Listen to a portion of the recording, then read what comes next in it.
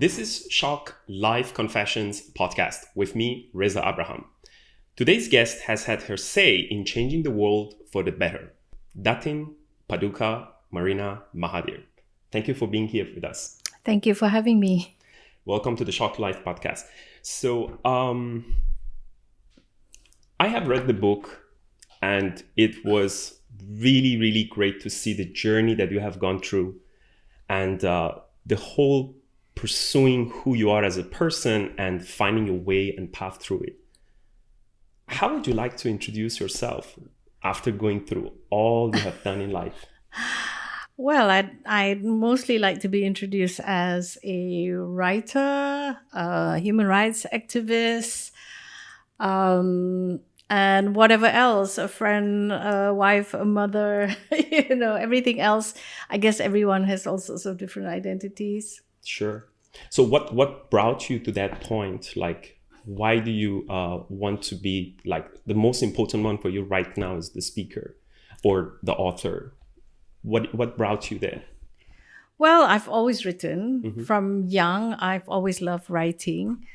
But as I grew up, I did some writing, but I wasn't very satisfied, especially my column, which is nice to have, but then it's short, and I felt that I wasn't able to express everything I thought about something. But also for this book particularly, everyone's favorite question is, what is it like to be my dad's daughter? And I got very frustrated with this question because I really thought, I'm more than that. I have many other things that I do, and it's publicly known, so why is it that people are only interested in this one question? So that's why I decided to write the book when I got offered a publishing deal. Sure. Yeah, I can see that pretty well throughout the book. So you were born in Alostar in 1957.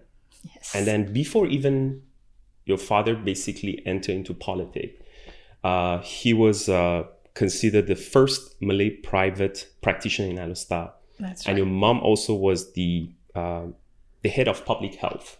That's like pretty high bar for that point. Yes, and the second Malay woman doctor in the country, actually. Oh, wow. Yeah.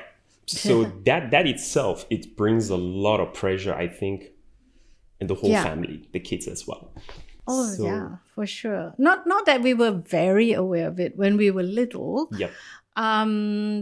Because they really brought us up like normal kids, Of course, he was the doctor and everyone knew him. And you kind of aware of that. But we had a kind of a traditional background where, just to even say your parents' names was really awkward. Yep.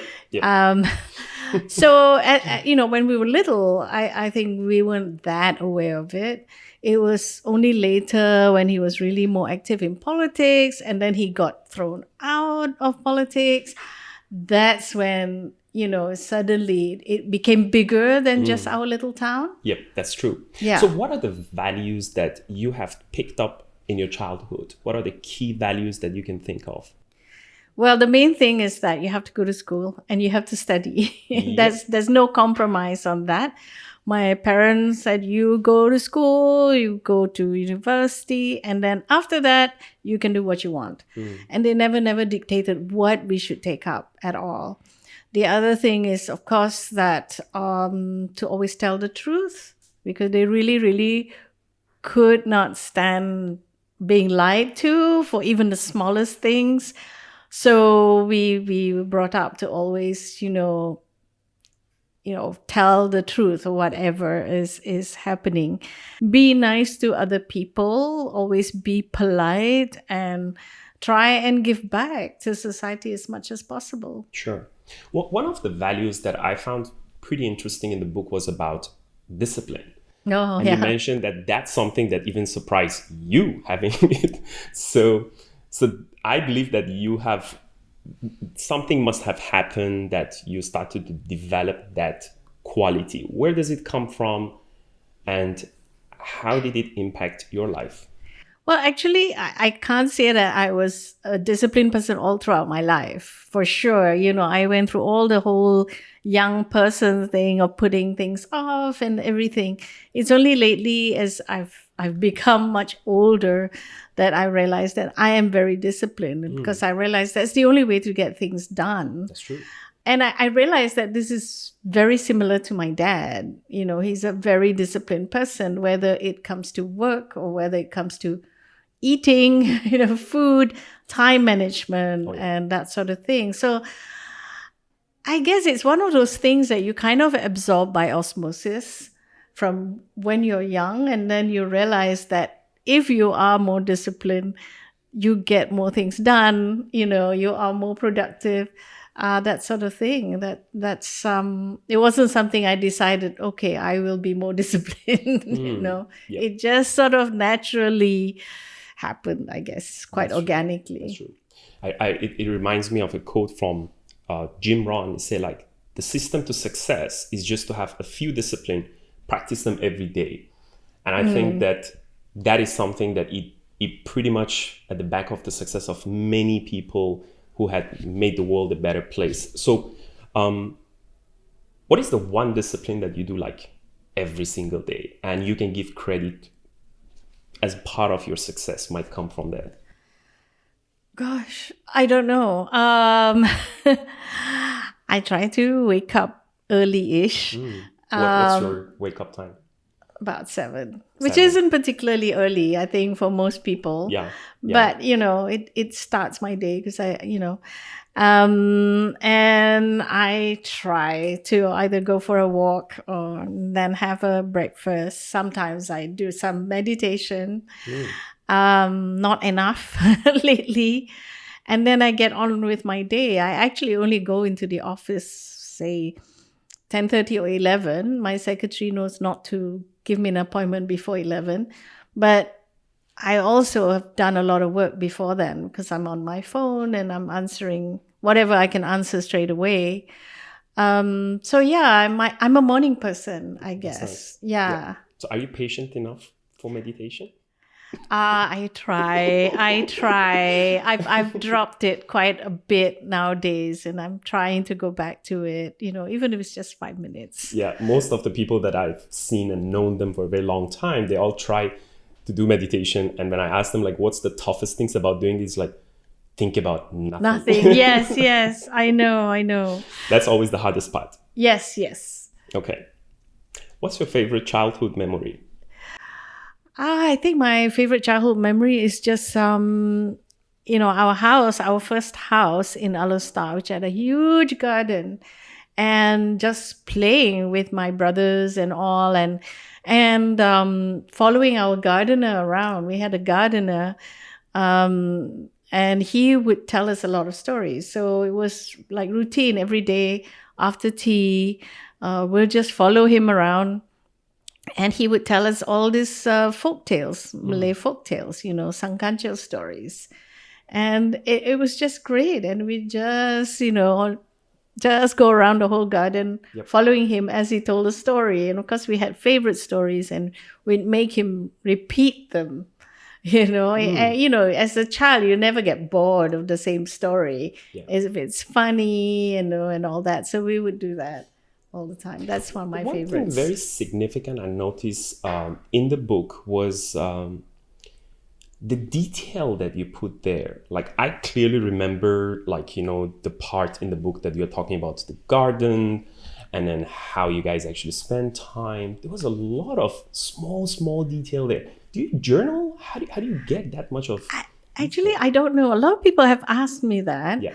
I only started journaling like 5 years ago. Oh, wow. Because I realized that my memory was failing. I was forgetting names, dates, places, that sort of thing. So I started journaling.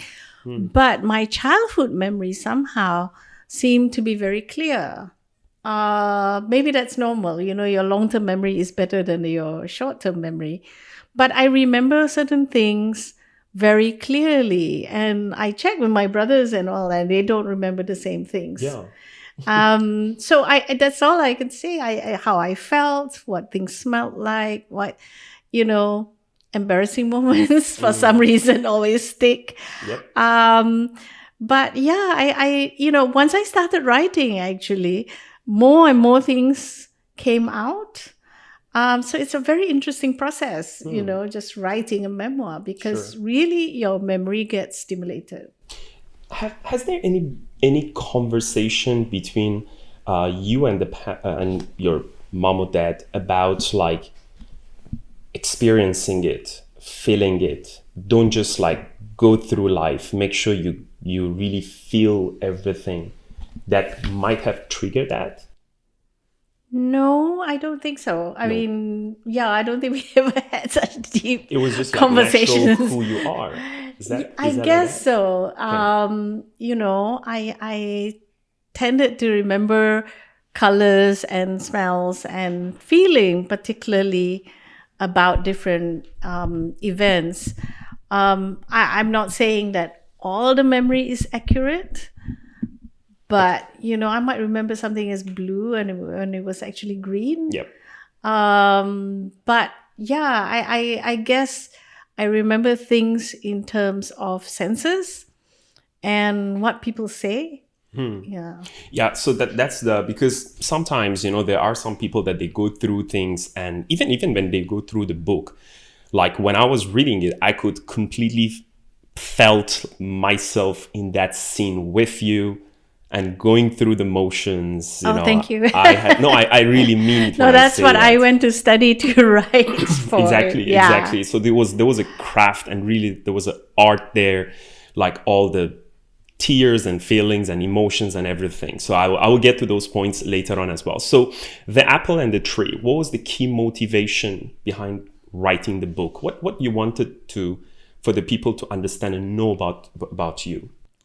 Well, mostly that, like I said, everyone's favorite question is, what is it like to be Tun M's daughter?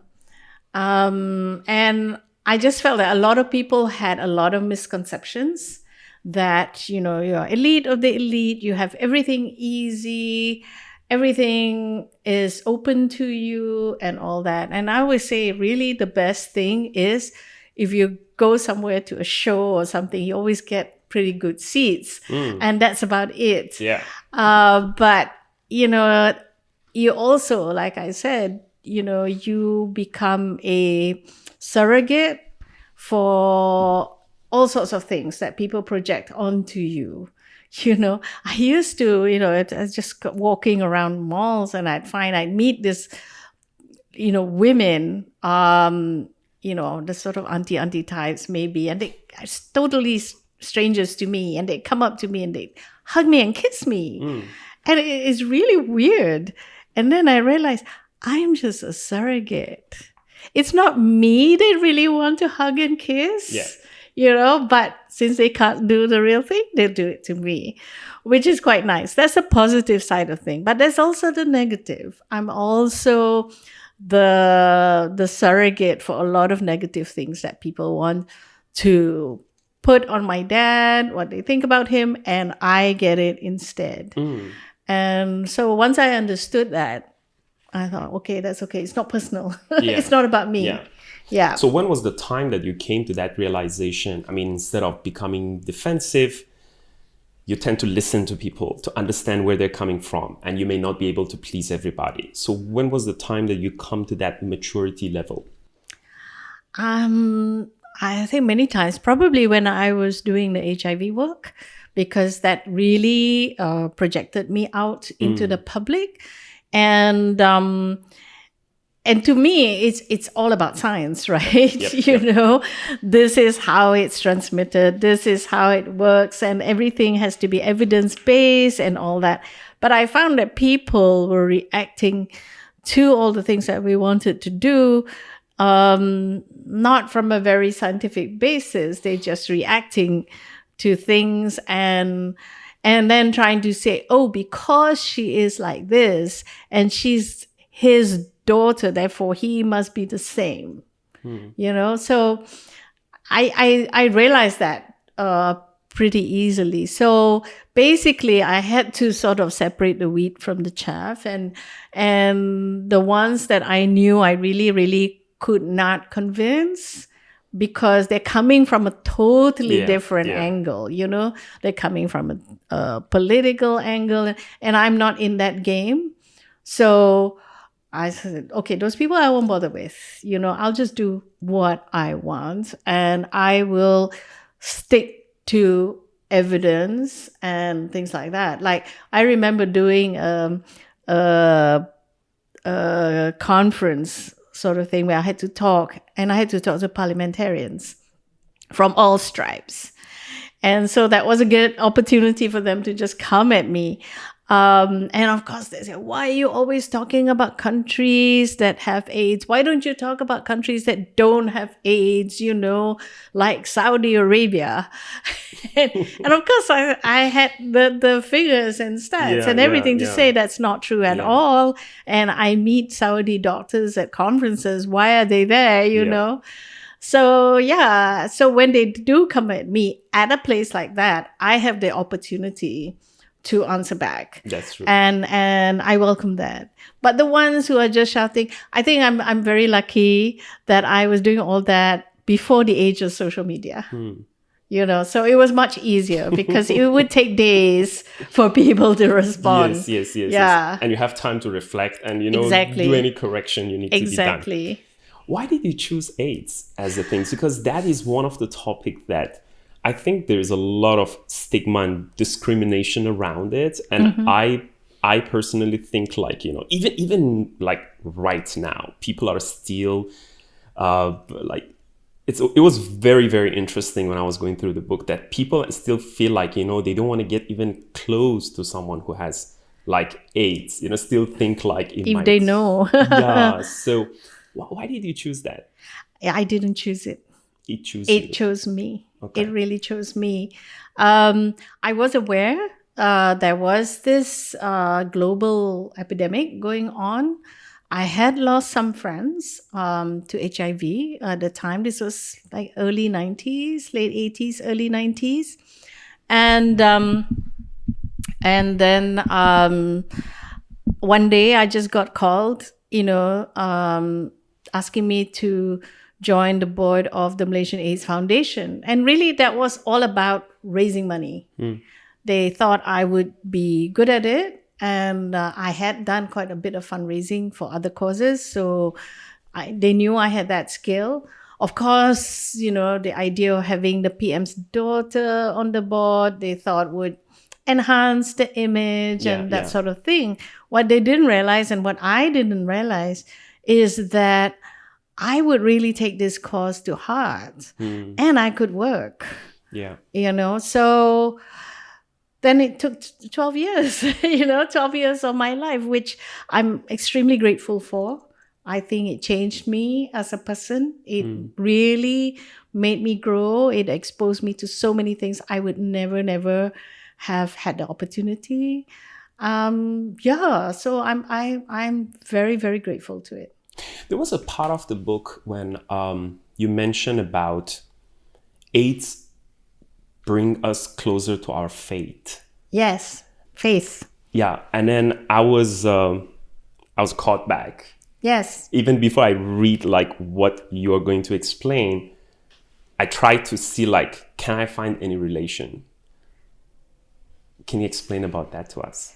Well, I felt very much because, you know, in HIV, you know, I was seeing a lot of people who were getting infected, not on their own, you know, not that when I looked out for it, it was so unknown.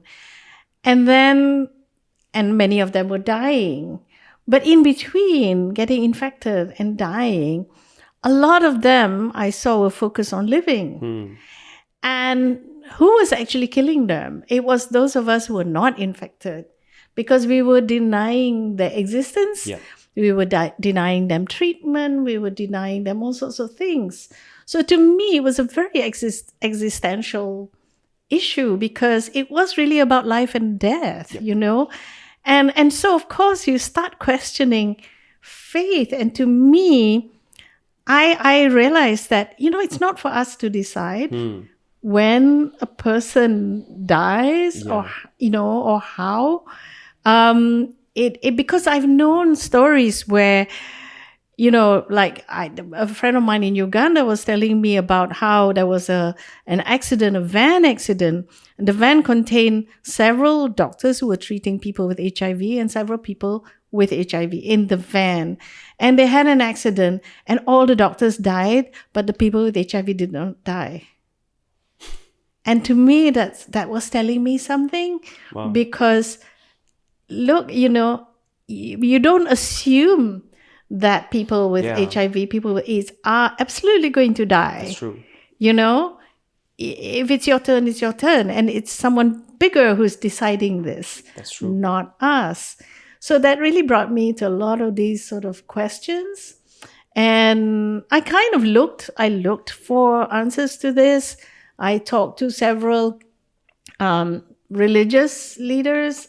And many of them really came from a point of ignorance.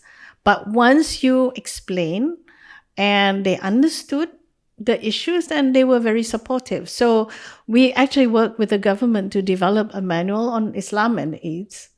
And that was a really interesting experience because really, a lot of people opened their eyes really and became more supportive. It was really interesting.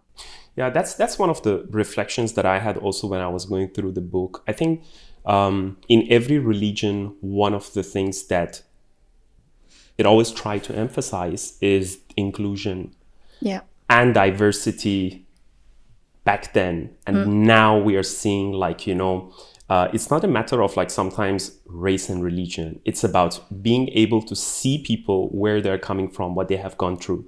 Because some of the examples that you put in the book and then the realizations that you have, bringing, for example, I remember this story in the book.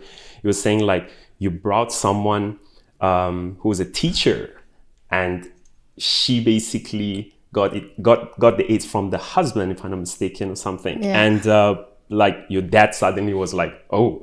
Yeah. And then it's they look like us. They are the same as us. But then the moment people find out that you are having AIDS, suddenly you try to exclude that person from the conversation. I don't want to be close to them.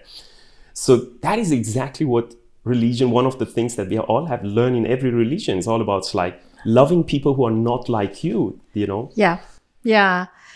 I was very good at ambush tactics, I guess. I could see that throughout the whole journey. So, we had this appointment with my dad when he was PM and wanted to, show him a few things, particularly about the economic impact on society of HIV/AIDS, because, people were getting infected and all sorts of people. It was not just drug users or sex workers or whatever. So I brought this lady who's a teacher in a government school, very ordinary, and it really opened his eyes. Oh my God, he didn't exclude her. That was not his conclusion. Yes. His conclusion was wow, really? Yeah. Anybody? And if teachers are getting infected, then who's going to teach our kids? And, it goes on and on from there. Similarly with other occupations around the country. We were trying to emphasize the economic impact of HIV. And I think it did work because then he gave a speech a few days later and talked about it, which was major for us. That's true.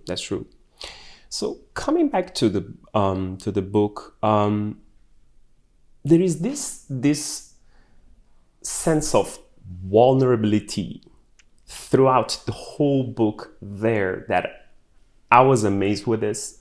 I have worked with thousands of leaders that the last things they want to do is to talk about their weaknesses and the mistakes that they have made in their life. Men, you mean? Men and women. Male women. It doesn't matter. Leaders. It doesn't matter. Yeah. So I've seen both. Maybe that's true, but I'll try to stay out of trouble. So let's don't make it I do think there is a gender difference in the way we write. Yeah. So there are both groups that basically sometimes they don't want to be vulnerable. They don't want to talk about their weaknesses. They don't want to admit their mistakes. And being vulnerable by itself, it's basically very, very challenging. Yeah. I've been there, done it before. Nobody wants to apologize. Nobody wants to say like, I felt that way. And especially for someone coming from your background, the way that people look at you, it is really, really could be very different. So there's a lot of judgments after that. It will come by itself. How come the daughter of the prime minister like this and that? So that vulnerability will definitely cause a lack of compassion for ourselves as well. It's a self-love that we need to have for ourselves. Yeah. And of course, like vulnerability by itself is the hallmark of imposter syndrome, something that you have been talking about it. Yes. So how did you find strength in that vulnerability to beat your imposter syndrome? I think really it's not to let it be a barrier. Like, I get terrible imposter syndrome when I have to speak on a panel with a whole bunch of academics and things like that. And I think, oh my God, what am I doing here? I'm not as qualified and all that. But I was invited for something. So I speak and I find, it's not so bad. And so I just keep doing it. But every time I feel the same way. But it's never stopped me. I've never really said, I can't do this, unless it's totally out of my field of knowledge. If someone asks me to talk about, I don't know, wildlife or something, I can't do it, obviously. But otherwise I just keep doing it. I mean, I've just been in Dubai for the literary festival there, and I was speaking on a panel on Islam, past, present, and future. And I was the only woman. 2, I was with these 2 guys who really, really knew a lot. And I thought, like, what am I doing, but it came out okay in the end, so it's all right. Yeah. So if you have, okay, let me put it this way. If you wanted to write this book, maybe 30 years younger, would you still write it the same way? I don't think so. 30 years ago, I would not have had all these experiences, that's for sure. I want to point out the parts, like, for example, you're talking about your childhood, the experience you have gone through, and you always wanted to prove yourself, and then that also was not really helping. Yeah. He was like, he's a perfectionist. He wants things to be perfect. He has a very high expectation for you. Yeah. And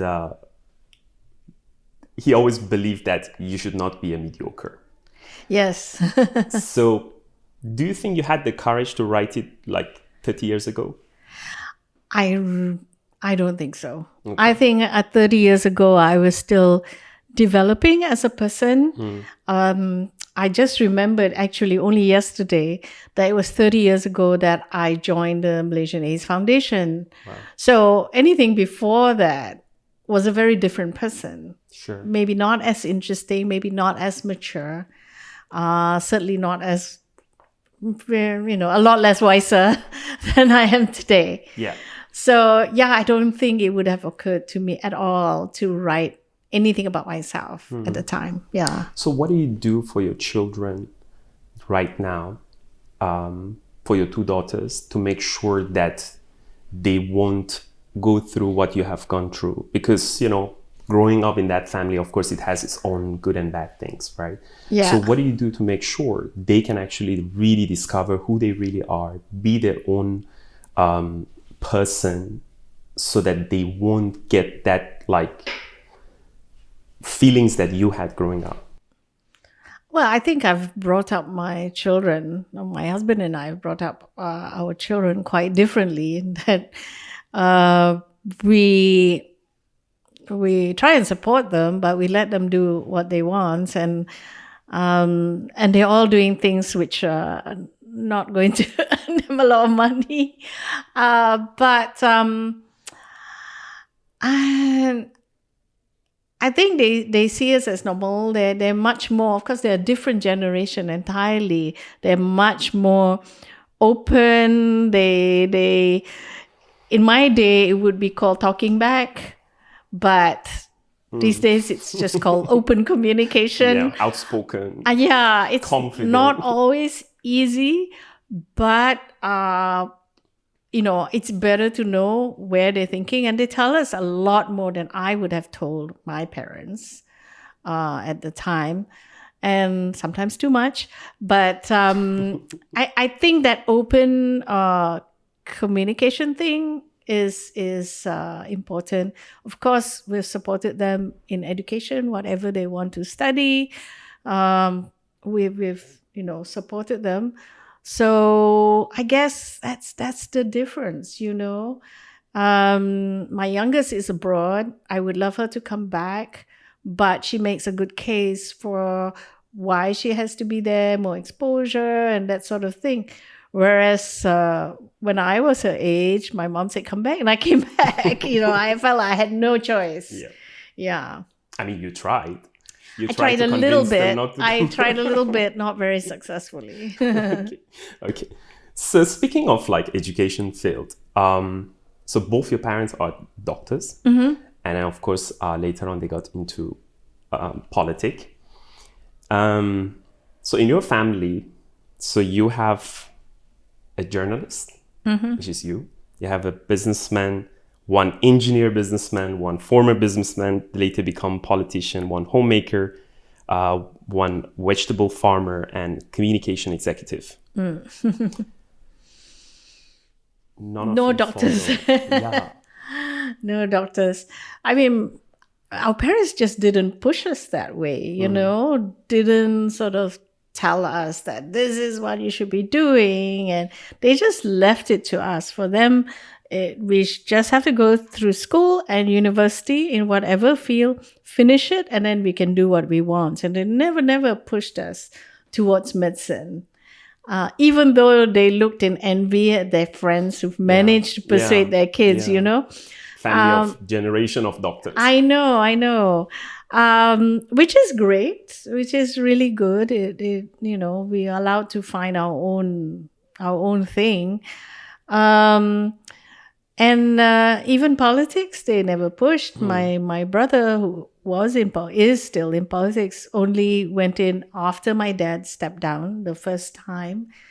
I think the value that's been instilled is that you have to make your own way. You cannot rely on the name or anything like that. So, find your own way. Of course, they don't expect us to do all the worst things. But they gave us, for that age of parents, that generation of parents, I think they gave us quite a lot of independence. Sure. That's really awesome. So, being the first child, do you ever thought maybe dad wanted you to be following what he has gone through? I mean, there's always a say. I don't know whether you can correct me if I'm wrong. They say the first daughter is the female version of the father. There's always people try to compare. Are they the same? So has he ever wanted you to be that, maybe in politics? Oh, no, not at all. Never. Well, certainly not explicitly, but no, I mean, certainly never encouraged me to go into politics, or any of us actually. And I said in the book, one of the biggest regrets that I had was that during his time in office, I never followed him on the campaign trail. Yep. And not because... The first time, yes. Yeah. Not because I felt I should have been there to support him, but also that it was an experience that was missing from my life, considering that, my dad's a big politician, and yet I never had this experience. So he never thought that we had to be there. We didn't really talk politics at the dinner table when we were children. It's not like one of those families where the whole thing is politics, Sure. and it's about having this sort of conveyor belt of politicians going into it. We're not like that at all. So, yeah, I don't know whether my dad thought that I could be a good candidate. I don't know. He still says today that I'm too liberal. That's what everyone tells me. He's always complaining about you. You're too liberal. How much your view was important to him? Hard to tell. I think when it comes to HIV/AIDS, he listened quite a bit. It's because he's a doctor, and so he understands a lot of the medical and health issues. Some people said I had more influence also in the social issue, but I'm not sure about that. But yeah, I honestly don't know. I mean, who certainly would never admit to it. Has it changed, like, his trust on your view become better and grow, or it was like always the same?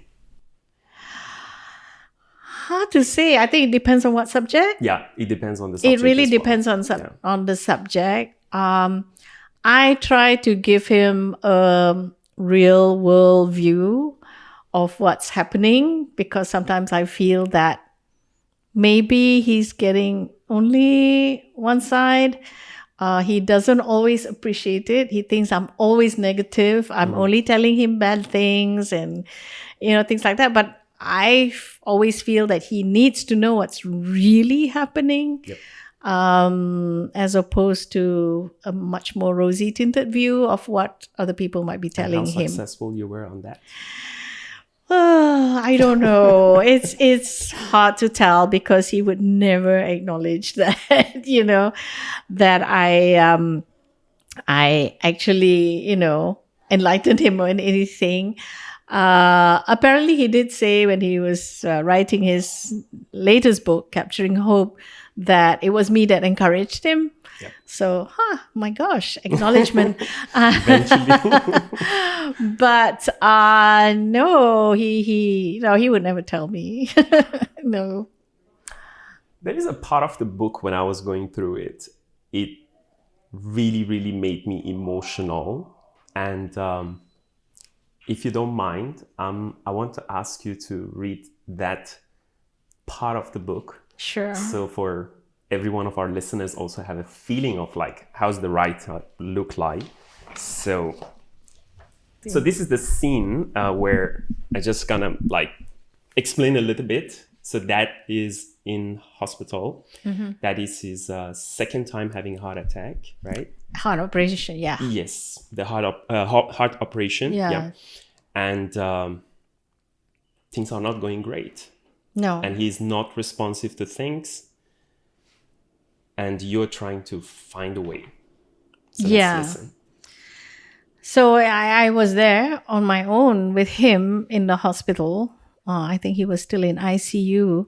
So I was there, and he came awake, and I tried to talk to him. So, and he wasn't feeling very happy about anything. So here goes. I look around to find something, anything to lift his mood. Someone, probably Mom, had brought a large CD player with discs of what we children call Mom's whale music, ambient music meant to soothe you as you rested. Lately, we had decided to bring in something livelier and more familiar to Dad. Shall I put some music on? Nat King Cole, maybe? No. My, he's grumpy. He shouldn't have been in pain anymore. It has been a week since he came out of the operating theater. His eyes squeeze tighter and his mouth turns down. That means he is unhappy. I frown.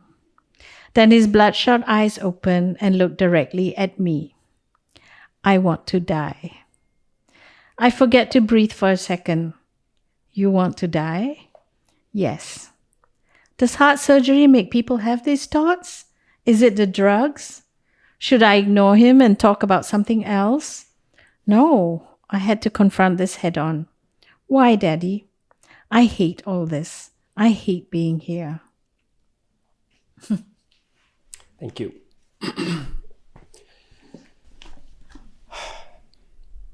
Has your father confided in about this with any of your other siblings?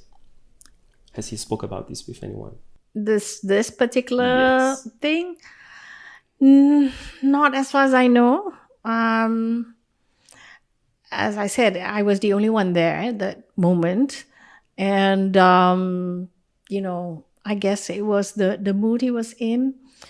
One thing we realized about our dad is that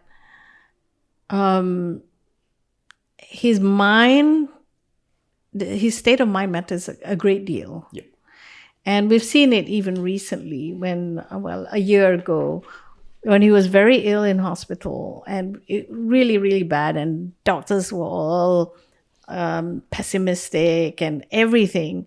And we started to talk to them like, he hates being in here. He hates being in hospital. He hates being surrounded by machines and people poking him and pushing him and like that.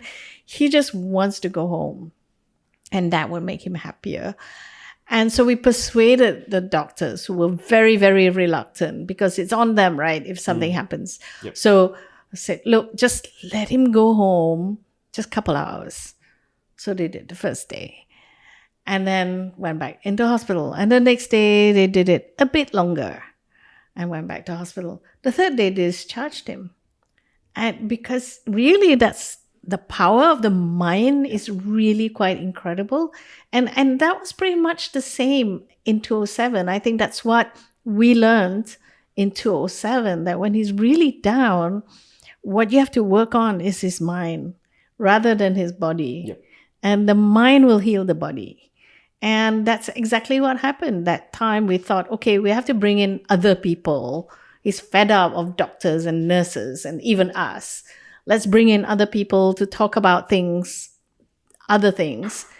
And last year it was exactly the same, because he was so down and then he was fine. He came out and then he was traveling all over the place, I mean, it's quite amazing, but it really tells you a lot about what the mind can do. The power of the mind there. Absolutely. And it worked. It actually worked. So he finally find his energy, and then he get himself out of that situation. Yeah. The whole driver is if just activated. Yes, exactly. And that was your idea. Well, I don't know whether it was my idea, because we had, and in 2007, the doctors were also, pretty worried and all that. And I talked with us and said, you have to do something. And that's what my brothers and I decided on, that we needed to bring in other people to just sort of talk about different things, So having that conversation with you, I mean, he didn't have that conversation, maybe, we wouldn't know, with your mom or maybe with your brothers. And do you see an element of trust that he had on you for do something? But he doesn't want to tell you. He doesn't want to tell me. Yeah. So, but I think he knows that out of all his children, maybe I'm the one that would tell him straight something. At least at that time. I know some of my other brothers too will tell him. But yeah, I think, so I said to him that, everyone's going to go. At some point, everyone's going to go. But you're not going to do it here. You gotta go at a place of your own choosing.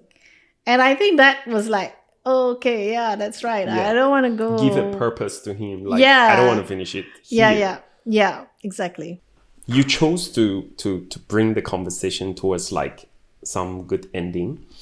So you decided to pursue your education at the age of 60. 2. I'm not gonna mention it. So yeah, so that was a very courageous decision to pursuing something that you always loved to do.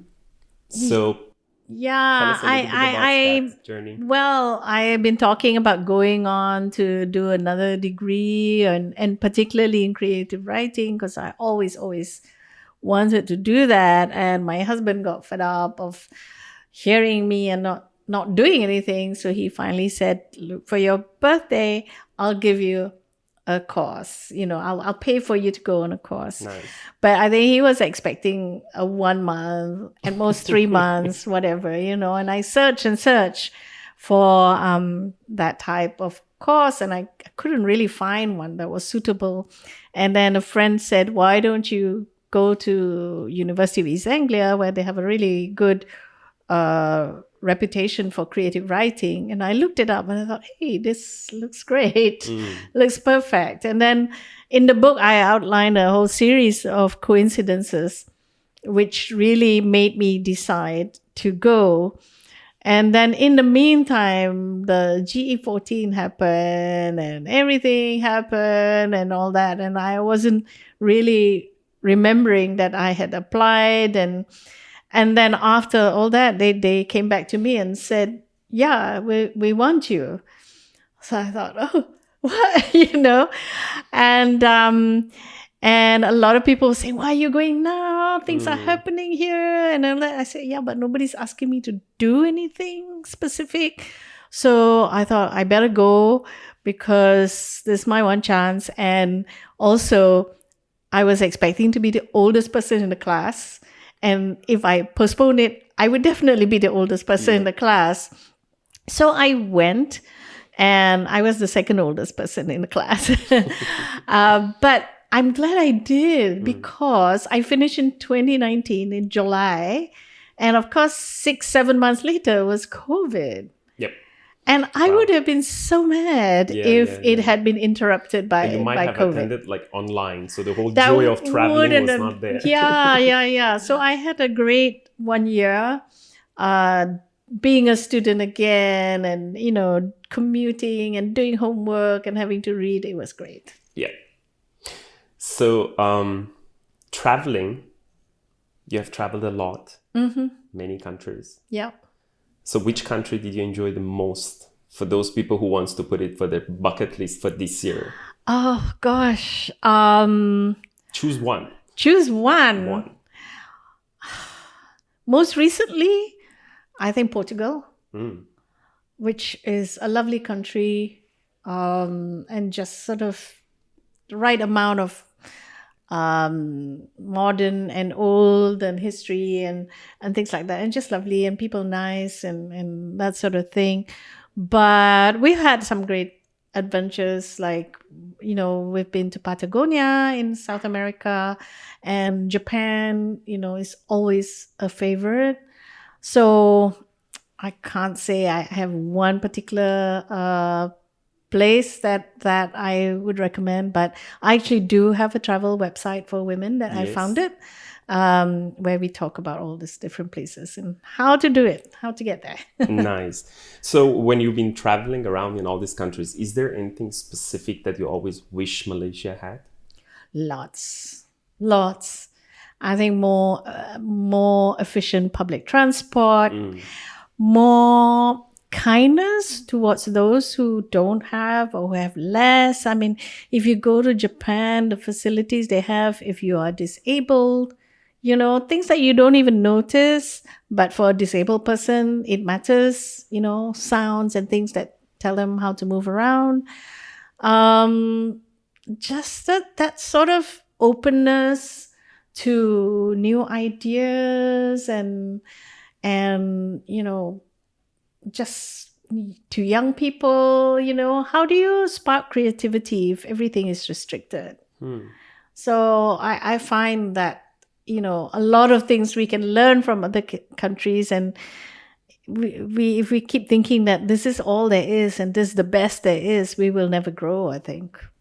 So let's leave that to the next generation of Malaysian and make sure they travel a lot. For sure. So at least and hopefully we would never experience the COVID that we can't travel. Hopefully, never Sure. again. So to finish things off, we have this cute little game called Final Confessions, which I'm going to throw you some quick fire random questions. And you have only less than 1 second to answer. Oh, no. I'm just kidding. So you can, I can't think that fast. You can take time, but not too much to answer it. So because we don't want you to think over your answer, we just want you to just say what it is. Oh, gosh. Sure. What never fails you to make you happier? Having nothing at all to do on any particular day. Do you have a secret talent? I've discovered I can be quite creative when I journal. Is there any deep secret that you can reveal today that you didn't even mention in the book? None. What is your guilty pleasure? My guilty pleasure is sleeping in or reading or eating chocolate. What's the biggest risk you have ever taken in your life? Oh, I think the biggest risk is finding my husband wanting to marry him. There is these questions that I want to ask you, and I came across these questions a lot. A lot of people, when I ask them, like, who would you like to trade places for a day? And a lot of people mentioned, of course, your dad's name. And I specifically remember one person who said, I want to be you. Me? Yeah. So they have no idea. Who Marina Mahathir would like to trade places for a day? Right now, Michelle Yeoh. Good choice. I hope she's listening. Yeah. What is the best piece of advice you ever received? I think the best advice came from my mom saying you can't do everything for everyone. You can't, people come to me with all sorts of problems, and it's not really on me to try and solve every single one. So my next question might gonna put you into a bit of trouble. So which of your siblings are you closest to?